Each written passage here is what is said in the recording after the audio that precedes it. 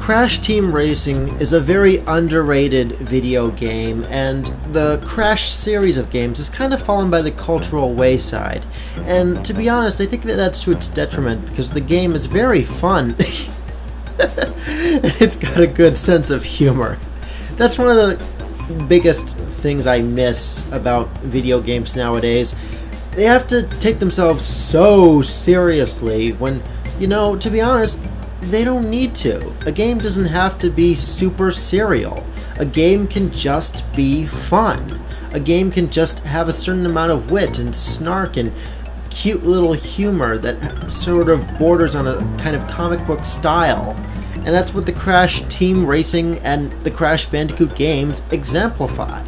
They're fun and they're simple, they're easy to get into, and they're enjoyable. They're retro in the best kind of way, and I love playing these games, especially Crash Team Racing. Now, instantly looking at this, you're gonna make comparisons to Mario Kart, and you know what?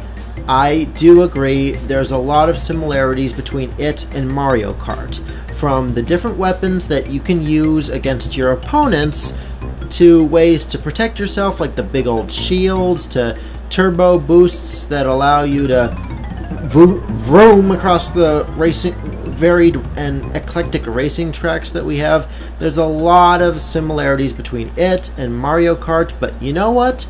This and the first Mario Kart, they sort of popularized using all of that stuff in racing games, so in all honesty, I feel like giving it something of a pass, because these were the first, and the aesthetics not only help to make it different than Mario Kart, the game still holds up even to this day. The basic mechanics of the game are strong, and they still work well.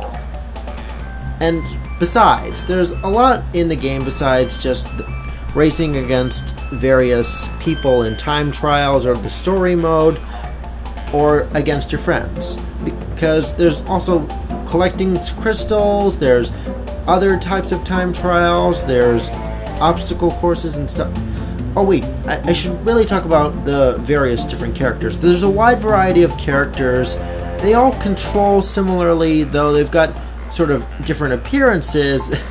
Oh my god, look at those eyebrows, it's ridiculous. But what's most interesting is the different courses. Some of them are supremely challenging, just like some of the bosses are incredibly difficult. I swear to you, the computer is a complete jerk. He will use cheap tactics as much as he can when you play adventure mode, so don't let up.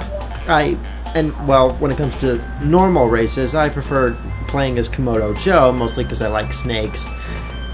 Why did it have to be snakes? I know, but still, the game is very enjoyable. You can collect Wampa Fruit to drive up your acceleration and help you go even faster, which provides an additional way for you to boost up your speed, along with the turbo boosts or just outright sabotaging your competition with all sorts of nasty surprises that you can dump behind you or shoot in front of you. But see, here's the thing. There are also ways to sort of shake it off. Yes, to shake it off, ooh, ooh, you can shake off the type of your ensuing destruction. For example, if you get a crate, a red TNT crate, you can jump up and down and you'll lose the crate.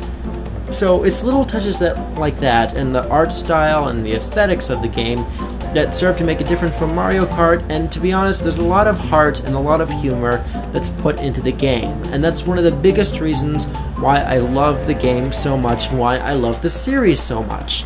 The Crash Bandicoot series was easy enough to understand, simple enough to use. It was a platformer that tragically, the style of which kind of fell by the wayside in recent years, but there was so sort of simple elegance to the game and to the series that, to be honest, isn't seen as often as it should be. And so, because of all this, I tip my hat off to you, Crash Team Racing, and to Naughty Dog, and I'm sorry that we haven't seen more of your games in recent years. You were taken from us too soon, and you will be missed. You will be missed.